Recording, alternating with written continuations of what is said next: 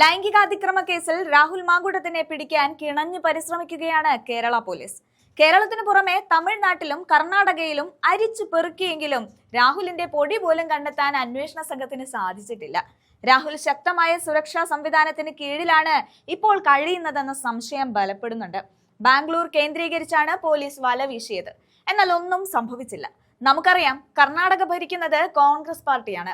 രാഹുൽ നിലവിൽ കോൺഗ്രസിൽ ഇല്ല എന്നത് വസ്തുതയാണ്. എങ്കിലും കോൺഗ്രസിലെ നേതാക്കളെയെല്ലാം രാഹുലിന് അറിയാം.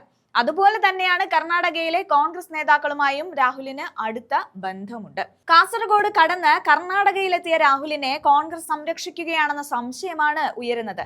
കർണാടകയിലെത്തിയ രാഹുൽ ഈ ഒരാഴ്ച കൊണ്ട് നിരവധി വാഹനങ്ങളാണ് മാറി മാറി ഉപയോഗിച്ചത്. ഇതിനെങ്ങനെ സാധിക്കുന്നുവെന്ന് ചോദിച്ചാൽ രാഹുലിന് വേണ്ടി സർവ്വസന്നാഹങ്ങളുമായി കർണാടകയിലെ വ്യവസായികൾ രംഗത്ത് വന്നു കഴിഞ്ഞു എന്നതാണ്. ഇവരുടെ സംരക്ഷണത്തിലാണ് രാഹുൽ എന്ന സംശയം കേരള പോലീസിനെ വട്ടം കറക്കുന്നുണ്ട്. ജി പരമേശ്വരയാണ് കർണാടകയിലെ ആഭ്യന്തരമന്ത്രി.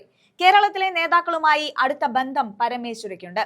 അതുകൊണ്ട് കർണാടകയിൽ കടന്ന് രാഹുലിനെ പൊക്കാനുള്ള കരുത്തൊന്നും കേരള പോലീസിനില്ല എന്ന വെല്ലുവിളി സമൂഹ മാധ്യമങ്ങളിൽ ഉയരുന്നുണ്ട്. കർണാടകയിൽ ഇരുന്നു കൊണ്ട് തന്നെ രാഹുലിന്റെ ഹർജി ഇപ്പോൾ ഹൈക്കോടതിയിൽ എത്തിയിരിക്കുകയാണ്. ഇതോടെ കേരള പോലീസ് ആകെ വിറളി പിടിച്ച അവസ്ഥയാണ്. 9 ദിവസമായി ഇപ്പോൾ രാഹുൽ കാണാമറയത്താണ്. ഹൈക്കോടതി ഉപാധികളോടെ രാഹുലിന് ജാമ്യം നൽകുവാനുള്ള സാധ്യതകളാണ് കാണുന്നത്. ഒളിവ് ജീവിതം തുടരാൻ രാഹുലിന് കൃത്യമായ സഹായം ലഭിക്കുന്നുണ്ടെന്നാണ് വിവരം. അതുകൊണ്ട് തന്നെയാണ് പോലീസ് എത്തുന്നതിന് മുൻപേ പല സ്ഥലങ്ങളിൽ നിന്നും രാഹുലിന് രക്ഷപ്പെടാൻ സഹായകമാകുന്നത് എന്നാണ് വിലയിരുത്തൽ. കേരളത്തിലെ കോൺഗ്രസ് നേതാക്കളിൽ ചിലർ തന്നെ രാഹുലിന് ഒളിവ് ജീവിതത്തിന് സഹായം നൽകുന്നുവെന്നും പറയുന്നുണ്ട്. നിർബന്ധിത ഭ്രൂണഹത്യ ചെയ്യപ്പെട്ട യുവതി മുഖ്യമന്ത്രിക്ക് പരാതി നൽകിയ ദിവസം യുവനടിയുടെ കാറിൽ പാലക്കാട് നിന്ന് രക്ഷപ്പെട്ടതാണ് രാഹുൽ മാങ്കൂട്ടത്തിൽ. CCTV ക്യാമറകളുള്ള റോഡുകളിൽ പരമാവധി ഒഴിവാക്കി ആയിരുന്നു രാഹുലിന്റെ യാത്ര. ആദ്യം കോയമ്പത്തൂരിലും തുടർന്ന് കർണാടക തമിഴ്നാട് അതിർത്തിയായ ബംഗളൂരുവിലെ റിസോർട്ടിലും ഒളിവിൽ കഴിഞ്ഞതായാണ് സൂചന. ഇവിടേക്ക് പോലീസ് എത്തുന്നുവെന്ന് അറിഞ്ഞതോടെ ബംഗളൂരുവിലേക്ക് കടക്കുകയായിരുന്നുവെന്നും റിപ്പോർട്ടുകളിൽ പറയുന്നുണ്ട്.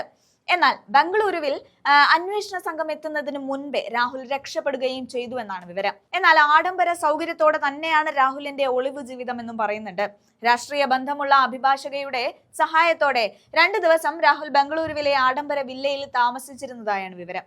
പോലീസിന്റെ പിടിയിൽപ്പെടാതെ രാഹുൽ രക്ഷപ്പെടാൻ കാറുകൾ മാറി മാറി നൽകുന്നത് ബംഗളൂരുവിലെ റിയൽ എസ്റ്റേറ്റ് വ്യവസായികളാണെന്നും പറയുന്നുണ്ട്. CCTV ക്യാമറകളുള്ള റോഡുകൾ പരമാവധി ഒഴിവാക്കിയായിരുന്നു യുവനടിയുടെ ചുവന്ന പോളോ കാറിൽ രാഹുൽ പൊള്ളാച്ചിയിലെത്തിയത്.